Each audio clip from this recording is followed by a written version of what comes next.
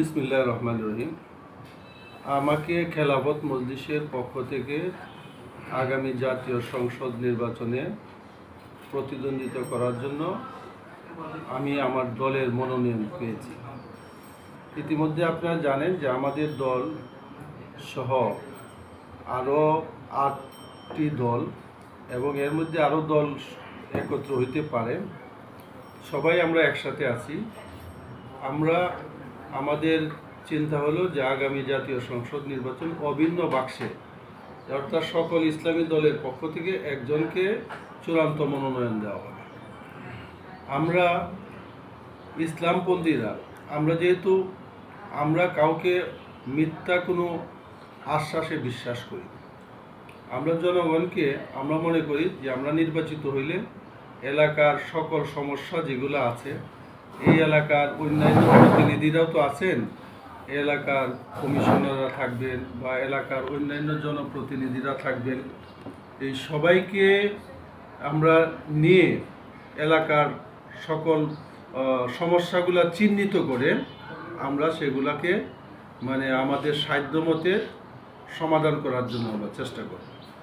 মুখরোচক কিছু প্রতিশ্রুতি দেওয়াটাকে আমরা সঠিক মনে করি না, যে মানুষের এই দরকার এই দরকার। হ্যাঁ, এই এলাকার পানি নিষ্কাশনের ব্যবস্থা, রাস্তাঘাটের ভাঙ্গাচোরার ব্যবস্থা, কমিউনিটি সেন্টারের প্রয়োজনীয়তা আছে অনেক মানুষের।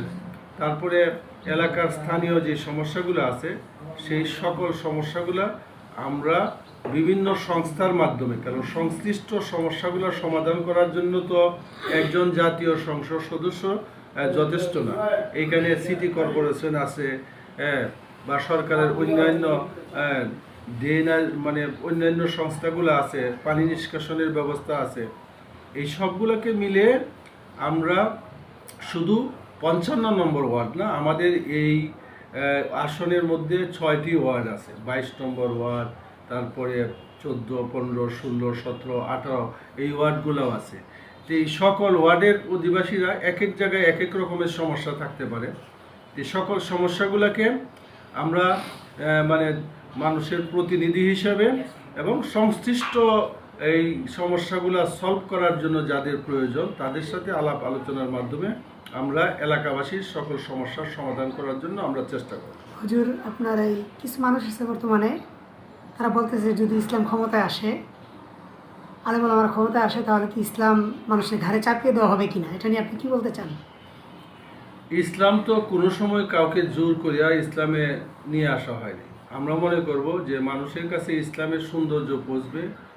মানুষ তো এদেশের মানুষ তো ইসলামকে ভালোবাসে, কিন্তু অনেকে ইসলামটাকে মনে করে কিছু আচার অনুষ্ঠান, নামাজ পড়া, রমজানের রোজা রাখা, এই ইত্যাদি কিছু আচার আনুষ্ঠানিকতাকে মনে করে ইসলাম। কিন্তু ইসলাম হলো একটা পরিপূর্ণ জীবন ব্যবস্থা। এই জীবন ব্যবস্থার দ্বারাতে মানুষের সকল সমস্যার সমাধান হয়। মানুষের সকল সমস্যার সমাধান যে ইসলামে আছে, এই জিনিসটি আমাদের অনেক ভাইয়েরা বুঝতে চায় না। এবং প্রত্যেক মানুষের যে অধিকার আছে, ইসলাম প্রদত্ত যে অধিকার, এমনকি ইসলামের বাহিরে যে সমস্ত জাতি আছে যারা মুসলমান না, তাদের অধিকারে আমরা বিশ্বাসী। এবং তারা নাগরিক যে সমস্ত অধিকার, এটা মুসলমান নাগরিক যে অধিকার পাবে, যে অধিকার যতটুকু পাবে, ঠিক একজন বিধর্মী নাগরিক সেও কিন্তু সেই অধিকার থেকে বঞ্চিত হবে না। আমরা সকলের অধিকারে বিশ্বাসী, সবাইকে চাই যে স্ব ধর্মে থেকে সেই ধর্মের পালন করার যে একটা অধিকার, তার ধর্মীয় স্বাধীনতা, সেটাতেও আমরা বিশ্বাস করি। যে কারো মানুষকে জোর করে ইসলাম চাপায়া দেওয়ার জন্য ইসলাম আসে নাই। ইসলামের সৌন্দর্য দেখে যদি কেউ ইসলামের দিকে আসে, তাহলে আমরা স্বাগত জানাই।